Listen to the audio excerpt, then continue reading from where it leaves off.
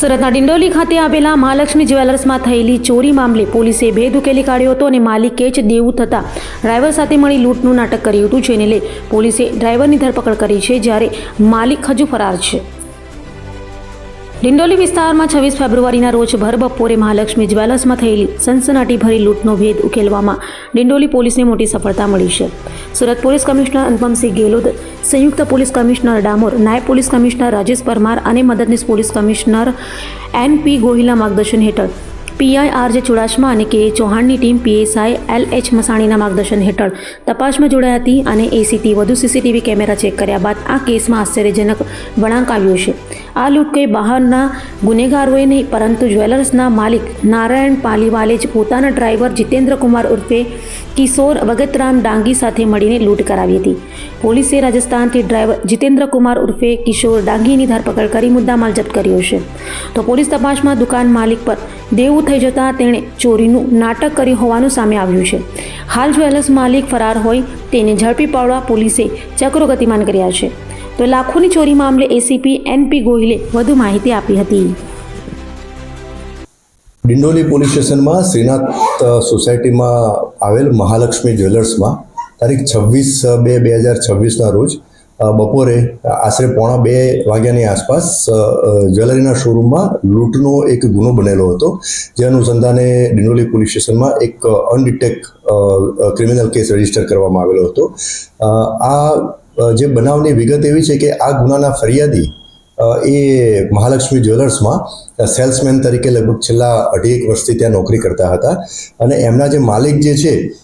જેનું નામ છે નારાયણ શંકર પાલીવાલ, એ છેલ્લા 15-20 દિવસથી એમના વતન રાજસ્થાન ખાતે ગયેલા હતા અને બપોરના સમયે આ સેલ્સમેન એટલે કે આ ફરિયાદી શ્રી મહાલક્ષ્મી જ્વેલર્સમાં હાજર હતા। તે દરમિયાન આશરે બપોરના 1:45 વાગ્યાની આસપાસ એક કાળા કલરના કપડાં અને મોઢું કવર કરી એટલે કે માસ્ક પહેરી અને એક ઈસમ આવ્યો અને ત્યાં એક ધારદાર સળિયા જેવું એક હથિયાર બતાવ્યું અને એને ધાક ધમકી આપી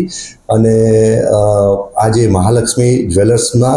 જે ડિસ્પ્લેમાં પડેલા જે ચાંદીની મૂર્તિઓ હતો એ પૈકી ચાંદીની મૂર્તિ 22 અને એની પાછળના ભાગે એટલે આ શોરૂમના પાછળના ભાગે એક લોકર હતું, એ લોકર જે તે વખતે ખુલ્લું હતું, એમાં ચાવી લગાવેલી હતી કારણ કે આ ડિસ્પ્લેના જે દાગીનાઓ હતા એ બધા ચેન્જ કરવાના હતા। તો એ લોકરમાંથી મૂકેલ જે અલગ અલગ ટ્રે હતી એમાંથી 2 ટ્રેમાંથી 24 સોનાની બુટ્ટી એમ મળી અને કુલ 3,57,000નો મુદ્દામાલ જે છે એ આજે લૂંટ કરવાવાળો ઇસમ હતો એ લૂંટી અને ત્યાંથી નીકળી ગયેલો હતો। જે તે વખતે ગુનો અનડિટેક હતો, ખરા બપોરે એટલે બપોરના સમયે આ બનાવ બનેલો હતો, ભર બજારમાં આ બનાવ બનેલો હતો એટલે ગુનાની ગંભીરતા લઈ અને સુરત ક્રાઇમ બ્રાન્ચની ટીમ અને ડિંડોલી પોલીસ સ્ટેશનની સ્થાનિક પોલીસ સ્ટેશનની ટીમ એકબીજાના સંકલનમાં રહી અને ગુનો ડિટેક્ટ કરવા, આરોપી શોધી કાઢવા અને મુદ્દામાલ રિકવર કરવા માટે અલગ અલગ ટીમો બનાવી અને એમને કામ સોંપણી કરવામાં આવેલી હતી। સ્થાનિક પોલીસ દ્વારા લગભગ 70થી 80 અલગ અલગ રૂટ ઉપર સીસીટીવી કેમેરા ચેક કરવામાં આવેલા હતા। જે જૂના બાતમીદારો અને આ લૂંટનામાં અગાઉ જે આ પ્રકારના મોડસ ઓપરેન્ડીમાં સંડોવાયેલા આરોપીઓ છે એને પણ ટ્રેક કરવામાં આવેલા। તો આ દરમિયાન ડિંડોલી પોલીસ સ્ટેશનના ડિસ્ટાફમાં ફરજ બજાવતા પોલીસ સબ ઇન્સ્પેક્ટર શ્રી મસાણીને એમના અંગત બાતમીદારથી બાતમી મળેલી હતી કે આ મહાલક્ષ્મી જ્વેલર્સનો માલિક એટલે કે નારાયણ શંકર પાલીવાલ એને ઘણા સમયથી દેવું થઈ ગયેલું હતું અને એ દેવાના કારણે ઘણા બધા લોકો એના પાસે પૈસાની ઉઘરાણી કરવા આવતા હતા, જેથી આ માલિકે જ આખું જે કાવતરું ઘડેલું હતું અને આ કાવતરામાં એના જે ડ્રાઈવર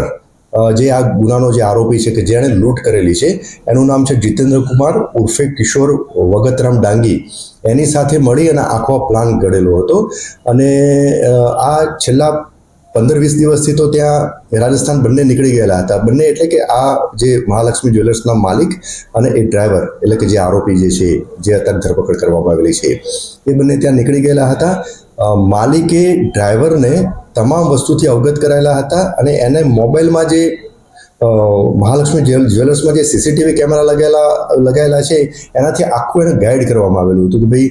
કઈ વસ્તુ ક્યાં મૂકવામાં આવેલી છે, કઈ રીતે ત્યારે જવું, એ રીતનો આખો પ્લાન કરી અને એને પ્રોપર બ્રીફ કરી અને આને લૂંટ કરવા માટે મોકલેલો હતો। તો આ સ્પેસિફિક બાતમી મળેલી હતી કે આ માલિક અને જે લૂંટ કરવા આવેલો હતો જીતેન્દ્ર કુમાર ભગતરામ ડાંગી, એ બંને રાજસ્થાનમાં એક જગ્યાએ સ્પેસિફિક બીછીવાડાની આસપાસ કોઈ હોટલમાં રોકાયેલા છે. તો આ બાતમી આધારે અહીંથી સ્થાનિક પોલીસ સ્ટેશનની ડિસ્ટાફની ટીમ ત્યાં રવાના થયેલી હતી અને બાતમીદારના સતત સંપર્કમાં લઈ અને એક્ઝેક્ટ લોકેશન મેળવેલું હતું કે કયા હોટલમાં ત્યાં રોકાયેલા છે. ત્યાં હોટલમાંથી હાલમાં જે લૂંટ કરવાવાળો જે આરોપી જે છે જીતેન્દ્ર કુમાર ઉર્ફે કિશોર ભગતરામ ડાંગી ત્યાં મળી આવેલ હતો અને તેના વર્ણનના આધારે એને પકડી પાડવામાં આવેલો હતો. એની પ્રાથમિક પૂછપરછ કરવામાં આવેલી હતી તો એને ગુનાની કબૂલાત કરેલી હતી અને એની પાસેથી લૂંટમાં ગયેલો મુદ્દામાલ પણ મળી આવેલો હતો, જેથી સ્થાનિક પોલીસ સ્ટેશનની ટીમ ત્યાંથી લઈ અને ડિંડોલી આવી અને ત્યાંથી એની વિગતવાર પૂછપરછ કરવામાં આવી. વિગતવાર પૂછપરછમાં એણે એવું કબૂલ કર્યું કે એ અને એના માલિક બંને ભેગા મળી અને એકબીજાના મેળાપીપણામાં આ ગુનાને અંજામ આપેલો છે અને ગુનાહિત કાવતરું ઘડેલું છે, જેના ભાગરૂપે જ આ લૂંટનો ગુનો એને કરેલો હતો. જે તે સ્થળેથી થોડા ટાઈમ પહેલાં જ આ બીછીવાડા ખાતેથી એનો માલિક ત્યાંથી ફરાર થઈ ગયેલો હતો. હાલ માલિકની શોધખોળ ચાલુ છે, પરંતુ હાલમાં જે લૂંટ કરવાવાળો ઈસમ એટલે કે જીતેન્દ્ર કુમાર ઉર્ફે કિશોર ભગતરામ ડાંગી, એની તપાસ દરમિયાન જે પુરાવા એકત્રિત કરવામાં આવેલ છે એ આધારે એની ધરપકડ કરવામાં આવેલ છે અને આ ગુનામાં જે મુદ્દામાલ લૂંટમાં ગયેલો હતો એની પ્રાથમિક ચકાસણી કરવામાં આવી, તેમજ જે અન્ય પૂછપરછમાં અને અન્ય જે પુરાવાઓ મળી આવેલા એના ઉપરથી એ પણ જણાઈ આવેલ છે